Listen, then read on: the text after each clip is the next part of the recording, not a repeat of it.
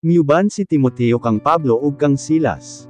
Gawa Kapitulo 16 versikulo 1 hanggang 5. Mipadayon sila si Pablo ngadto sa Derbe ug sa Listra. May tumutuo didto sa Listra nga si Timoteo.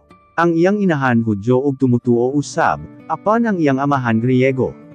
Sumala sa mga tumutuo didto sa Listra ug sa Iconium, si Timoteo maayong tawo. Gusto ni Pablo nga dadun si Timoteo, busag ituli niya kini aron dili makareklamo ang mga Hudyo batok kang Timoteo, kay ang tanang mga Hudyo nga nanimuyo sa maong lugar na kahibalo nga Griego ang amahan ni Timoteo.